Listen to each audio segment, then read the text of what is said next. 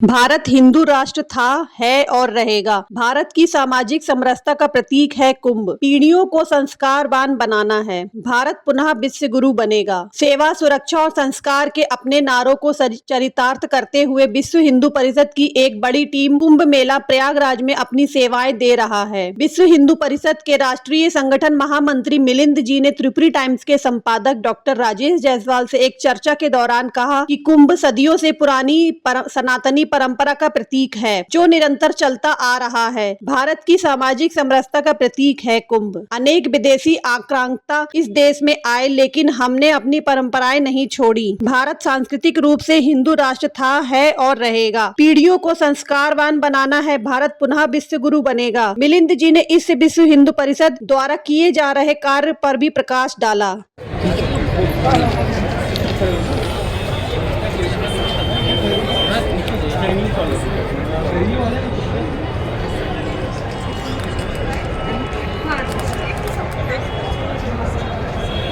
Tripuri times की team आज कुंभ नगरी प्रयागराज में आई हुई है और संपूर्ण क्षेत्र में संपूर्ण सनातनियों का विश्व से कोने कोने में फैले सनातनी यहाँ पे आके पुण्य लाभ ले रहे हैं।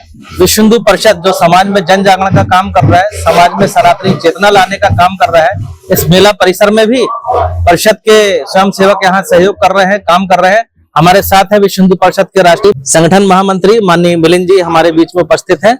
आपका स्वागत है त्रिपुरी न्यूज के एपिसोड में। भाई साहब, ये जो मेला है 144 वर्ष ऐसा बता रहे हैं, तो 144 वर्ष बाद क्या है? नहीं, कुंभ मेला तो निरंतर लगते आया है और इन 144 वर्षों में भी लगा हुआ है। ये जो मुहूर्त आया है, ये मुहूर्त जो नक्षत्रों की, राशियों की स्थिति है और सूर्य का जो भ्रमण है, ऐसा योग 144 वर्ष के बाद पहली बार आ रहा है। इसलिए इसका एक महत्व अधिक अनेक लोग मान रहे हैं। मगर कुंभ तो नियमित रूप से लग रहा है, इसलिए उज्जैन में लग रहा है, प्रयाग में लग रहा है, हरिद्वार में लग रहा है, नासिक में लग रहा है, त्र्यंबकेश्वर में, तो वो तो अपने नियमित क्रम से सतत चल रहा है।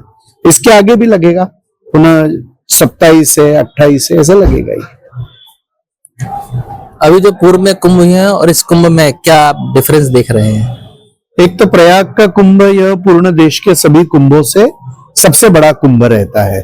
एक तो यहाँ क्षेत्र भी बहुत बड़ा उपलब्ध है और जैसे कि अभी पहले ही दिन यहाँ लगभग 1.25 करोड़ से ज्यादा लोग आ गए, यानी पौष पूर्णिमा के प्रथम स्नान को, और गंगा जी में द्वितीय स्नान के लिए मकर संक्रांति को दूसरे ही दिन यह 2 करोड़ से ज्यादा लोग आ गए।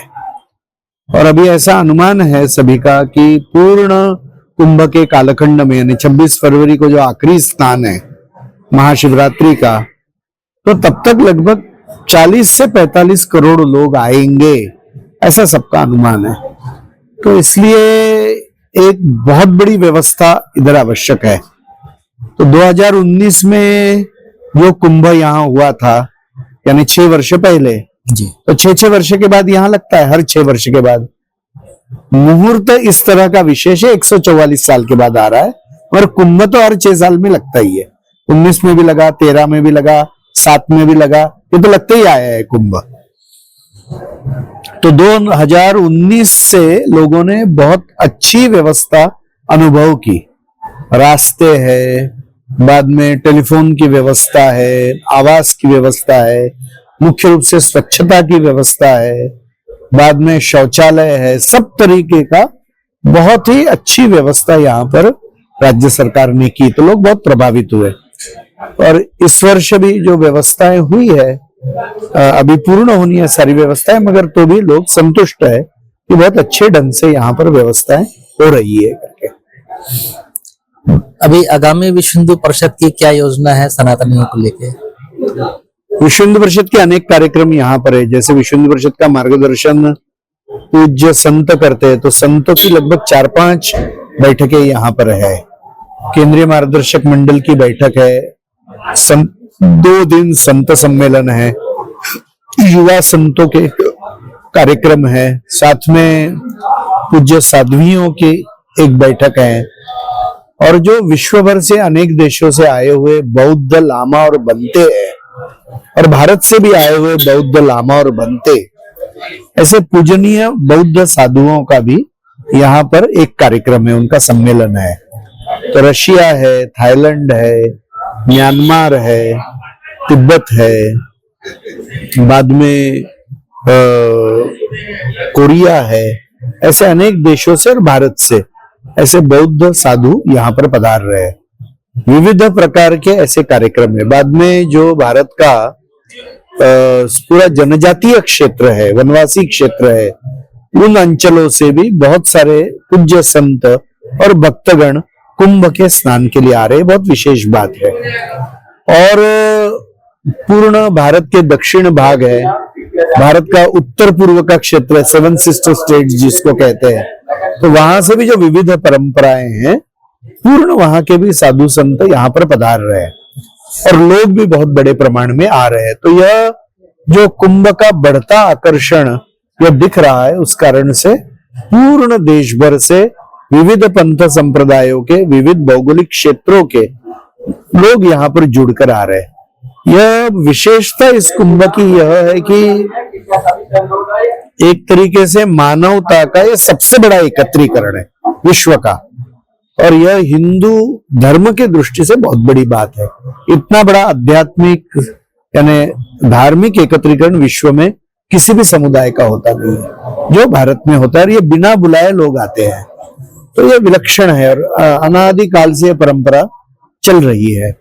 तो विश्व हिंदू परिषद ने पूज्य साधु संतों के जो ये कार्यक्रम है, उनके सामने हिंदू समाज की जो आवश्यकताएं हैं, हिंदू समाज के सामने जो चुनौतियां हैं, हिंदू समाज के सामने जो संकट है, तो ऐसे सारे विषय उनके सामने रखकर समाज को मार्गदर्शन करने का हम निवेदन करेंगे। ये सारे बैठकों का अर्थ वह है। जैसे हिंदुओं का घटता जन्म दर है, हिंदू मंदिरों के ऊपर का सरकारी नियंत्रण है, लव जिहाद जैसे संकट है, हिंदुओं के ईसाई मिशनरी द्वारा चल रहे मतांतरण के प्रयास है, या संस्कारों का पश्चिमी भोगवाद के कारण से जो क्षरण हो रहा है, हिंदू परिवार टूट रहे हैं कई जगह पर, तो ऐसे अनेक जो चुनौतियां हैं, समय की चुनौतियां हैं, तो ये सारे चुनौतियों के बारे में समाज का कुछ मार्गदर्शन पूज्य संत इसमें करेंगे।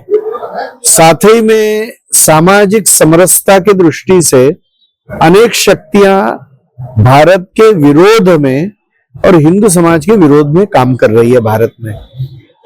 तो यह राष्ट्रीय एकात्मता, सामाजिक समरसता समाज में टिकी रहे, इसके लिए यहाँ पर विचार करने के लिए एक बहुत बड़ी संगोष्ठी होने वाली है।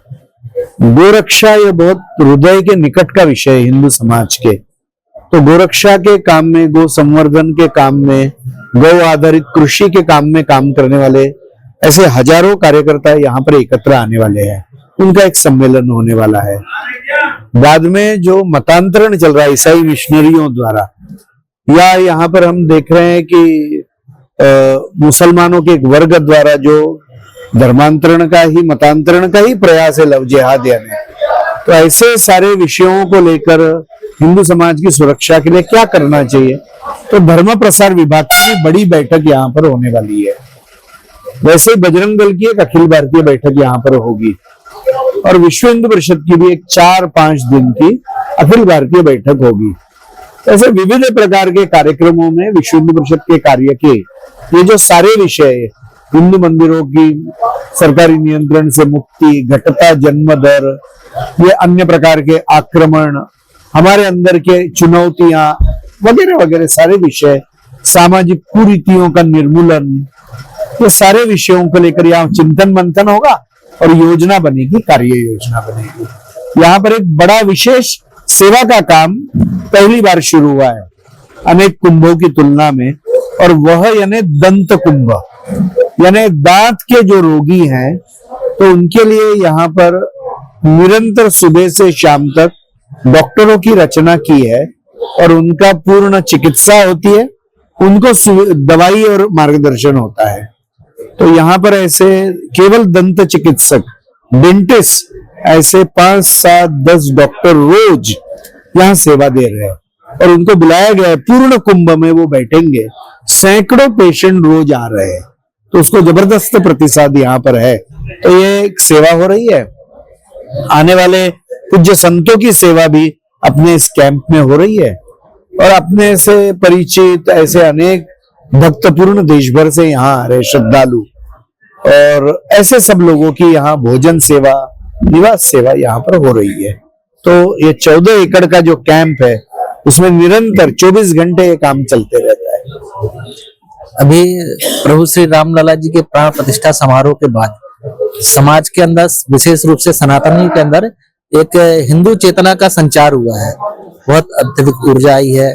हम देख रहे हैं कि धर्म अध्यात्म के कार्य भी, बहुत सारे कार्यक्रम होने लगे हैं, जयकारा भी खूब लग रहा है। लेकिन अब एक अपेक्षा भी संगठन से बढ़ गई है कि हिंदू राष्ट्र कब घोषित होगा, उस दिशा में भी हम कोई प्रयास कर रहे हैं। देखिए, भारतीय हिंदू राष्ट्र है ही, ये कोई नकार नहीं सकता है। और यह कोई एक राजनीतिक संकल्पना नहीं है। राजसत्ताएं पिछले 1000, 1500, 2000 साल में आई है, गई है। भारत में राजनीतिक परतंत्रता भी रही दीर्घ काल तक, मगर इतना सब होने के बाद भी अनादि काल से यह हिंदू राष्ट्र था, यह आज भी है और भविष्य में भी रहेगा। तो हिंदू राष्ट्र यह तो एक भू सांस्कृतिक संकल्पना है, यह भू राजनीतिक संकल्पना है। जियो पॉलिटिकल यह कॉन्सेप्ट नहीं है, ये जियो कल्चरल कॉन्सेप्ट है।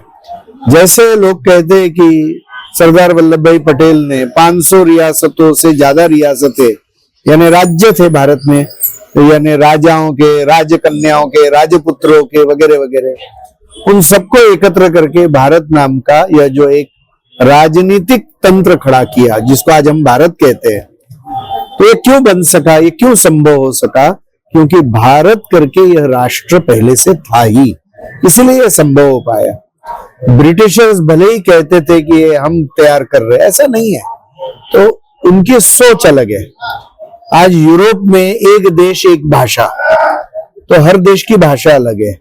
तो उनको कल्पना यह हृदय में कि एक देश ने एक भाषा, अलग अलग भाषाएं ने अलग अलग देश, और इसलिए उन्होंने गलती से इसको देश के जगह सब कॉन्टिनेंट कह दिया। तो वो तो सब कॉन्टिनेंट नहीं है ये। तो ये तो हमारे लोग भी कहने लगे कि हम तो देश बना रहे हैं। ये तो राष्ट्र पहले से ही है, पहले से ही अस्तित्व में। अनादिकाल से लोग सप्तमोक्षपुरियों की, 12 ज्योतिर्लिंगों की, सभी शक्तिपीठों की, सभी ऐसे स्थानों की यह दर्शन करने के लिए अनंत काल से जा रहे हैं। सभी गंगा जी की पूजा पूर्ण देश भर में होती है। सारे मोक्ष स्थल सभी के, हिमालय सभी के लिए श्रद्धा का स्थान है। तो यह तो आस्था जो समान है, यह सांस्कृतिक विषय है। और इसे इस अर्थ में भारत सदैव से ही हिंदू राष्ट्र रहा है, रहेगा, कभी भी रहेगा। हाँ, आज अपना जो कार्य है इसको बलशाली बनाना और समाज जीवन में संघर्ष के कालखंड में जो अनेक सामाजिक दोष आ गए, जैसे जाति भेद का विषय आ गया, तो ये तो हमारे धर्म को मान्य नहीं है। किंतु दुर्भाग्य से आचरण का दोष समाज में संघर्ष के कालखंड में आ गया। आज छुआछूत का विषय है, आज अनेक ऐसी परंपराएं आ गई या जो अभी कम हो गई है एकदम प्रबोधन के कारण से, मगर वैसी व्यसनाधीनता है। वैसा ही हम देखेंगे दहेज का विषय है, कन्या भ्रूण हत्या है, ऐसे अनेक दोष, आचरण के दोष अपने समाज में आ गए। तो अपना समाज अंदर से निर्दोष बने, विषमता से मुक्त बने, सबल बने, संगठित बने, यह कार्य अपना कार्य है। हिंदू राष्ट्र इस अर्थ में सर्वसमर्थ बने, निर्दोष बने ये समाज, इसके लिए हम काम कर रहे हैं। हिंदू राष्ट्र है ही। सनातनियों के लिए कोई संदेश? सनातनी हिंदू धर्म जो अपना है, यह धर्म, इसकी रक्षा, ऐसे हमारे पूज्य संत कहते हैं, योगी अरविंद जी का बहुत प्रसिद्ध वक्तव्य है कि वैसे तो अपने धर्म को कोई नाम नहीं है, मगर पूर्ण विश्व इसको हिंदू धर्म इसलिए कहता है क्योंकि अनादि काल से ही हिंदू समाज ने आचरण करके इसकी रक्षा की है। आचरण करके रक्षा करने का पहला मार्ग है। और जब इसके ऊपर संकट आया तो हिंदू समाज ने ही बलिदान देकर और संघर्ष करके इसकी रक्षा की है। इससे पूर्ण विश्व इसको हिंदू धर्म कहता है। और यह सनातन है, ये चिरंतन है, ये कभी भी समाप्त होने वाले नहीं है, इसको आदि और अंत नहीं है।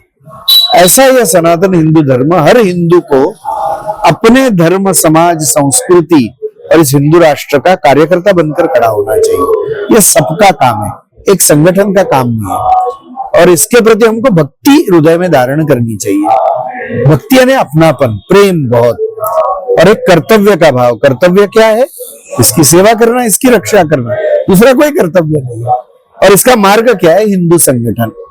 इससे इस कार्य में हर हिंदू ने लगना चाहिए, यही हमको लगता है। आप सुन रहे थे अभी विश्व हिंदू परिषद के अंतर्राष्ट्रीय संगठन महामंत्री माननीय मिलिंद जी, जिनका कहना है कि हिंदू राष्ट्र था, है और रहेगा। तकनीकी और राजनीतिक रूप से मान्यताओं का विषय अलग है, लेकिन भौगोलिक और सांस्कृतिक रूप से आज भी हिंदू राष्ट्र है। बहुत बहुत धन्यवाद।